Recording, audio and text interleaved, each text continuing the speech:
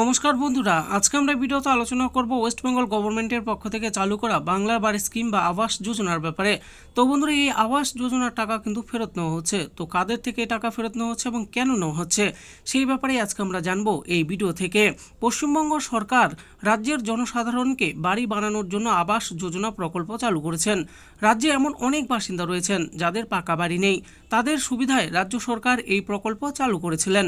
তবে এর আগে প্রধানমন্ত্রীও আবাস যোজনা প্রকল্পের মাধ্যমে দেশবাসীকে আর্থিক সাহায্য করতেন, যদিও পরবর্তীতে মুখ্যমন্ত্রী মমতা ব্যানার্জি আলাদা করে এই রাজ্যের জন্য বাংলার বাড়ি প্রকল্পের ঘোষণা করেছেন। ইতিমধ্যে বাংলা আবাস যোজনা বা বাংলার বাড়ি প্রকল্পের মাধ্যমে উপকৃত বহু মানুষ।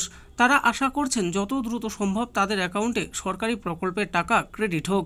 তবে এর মাঝে শোনা যাচ্ছে এক চিন্তার খবর, পশ্চিমবঙ্গ সরকার ফিরিয়ে নিচ্ছে আবাস যোজনা প্রকল্পের টাকা। কিন্তু কেন, হঠাৎ করে কেন এই উদ্যোগ নিলেন রাজ্যের মুখ্যমন্ত্রী মমতা বন্দ্যোপাধ্যায়? আবাস যোজনার টাকা ফেরত নেওয়া হচ্ছে। গত বছরের ডিসেম্বর মাস থেকেই রাজ্য সরকার জেলায় জেলায় পাঠিয়ে দিয়েছে আবাস প্রকল্পের প্রথম কিস্তির 60,000 টাকা। বাংলায় শুরু হয়ে গিয়েছে 12 লক্ষ গ্রাহকের বাড়ি তৈরির প্রথম ধাপ। সব মিলিয়ে গোটা রাজ্যের জন্য সরকারি তরফে বরাদ্দ হয়েছে প্রায় 7,200 কোটি টাকা। সূত্রের খবর, জানা গিয়েছে দ্বিতীয় কিস্তিতেও সরকার প্রত্যেক উপভোক্তাকে মোট 60,000 করে টাকা পাঠাবে। তাতে 7,200 কোটি প্রায় টাকা বরাদ্দ করা হবে। সরকারি সিদ্ধান্ত বলছে সেই বরাদ্দ দেওয়া হবে অন্তত মাস চারেক বাদে, যখন প্রথম কিস্তির টাকা দিয়ে কিছুটা এগিয়ে যাবে বাড়ি তৈরির কাজ। তখন সমস্ত কাজ খাতিয়ে দেখার পরেই মিলবে দ্বিতীয় দফার বরাদ্দ। কবে থেকে ফেরত নেওয়া হচ্ছে টাকা? প্রধানত সরকারি প্রকল্পে এবার জালিয়াতি রুখতে রাজ্য সরকার সতর্কতামূলক পদক্ষেপ নিয়ে চলেছে। অতীতের থেকে শিক্ষা নিয়ে এবার কড়া পদক্ষেপ নিতে চলেছে প্রশাসন। আবাস যোজনা প্রকল্পের অর্থ ফেরত নিতে এবার খোলা হবে পৃথক অ্যাকাউন্ট। আর্থিক দুর্নীতি ঠেকাতে এবার আগের থেকেই সতর্ক নবান্ন। প্রকল্পের টাকা সঠিক হাতে যাচ্ছে কিনা টাকা ছাড়ার আগে ও পরে তার সঠিকভাবে খেয়াল রাখা হচ্ছে।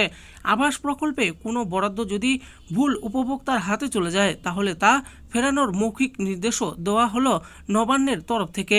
আবাস যোজনা প্রকল্পে ফিরিয়ে নেওয়া অর্থের জন্য এবার পৃথক অ্যাকাউন্ট অর্থাৎ ডিডাক্ট রিকভারেজ হেড অব অ্যাকাউন্ট খোলার সিদ্ধান্তও নাকি নিতে চলেছে রাজ্য সরকার। টাকা ফেরত নেওয়া হচ্ছে কেন? প্রধানত দুর্নীতি ঠেকাতেই এই উদ্যোগ নিয়েছে রাজ্য সরকার। রাজ্য সরকারের নিয়ম কার্যকরের ফলে এবার অনায়াসে সরকারি পদ্ধতি মেনে বিভিন্ন তহবিল যেমন হাউজিং, রুরাল হাউজিং, বাংলার বাড়ি, গ্রামীণ অথবা ডিডাক্ট রিকভারি ইত্যাদি তহবিলে অযোগ্যদের থেকে টাকা ফিরিয়ে নিতে পারবেন বাংলার জেলা কর্তারা। এর থেকেই বোঝা যাবে কোন ক্ষেত্রে ঠিক কতজন অন্যায্য উপভোক্তার কাছে অর্থ পৌঁছেছিল, কারা যোগ্য আর কারা অযোগ্য, আবাস যোজনা প্রকল্পের টাকা নিয়ে জালিয়াতি হয়েছে নাকি ইত্যাদি। তবে আপনার এই বিষয়ে চিন্তা করার কোনো কারণ নেই, কারণ আবাস যোজনার আবেদন আগের নিয়মেই চলবে। যারা যোগ্য তারা অ্যাকাউন্টে টাকা পেয়ে যাবেন। তো বন্ধুরা, দেখে নিলেন আজকে আমরা ভিডিওতে আলোচনা করলাম বাংলা আবাস যোজনার ব্যাপারে। তো বন্ধুরা, বাংলা আবাস যোজনার ব্যাপারে গভর্নমেন্টের পক্ষ থেকে যে নতুন খবরটি শোনা যাচ্ছিল সেই ব্যাপারে এই ভিডিওতে আমি আলোচনা করেছি। আশা করি ভিডিওটি আপনাদের ভালো লেগেছে। আর এই ভিডিওটি যদি আপনাদের ভালো লেগে থাকে তাহলে অবশ্যই একটি লাইক করবেন।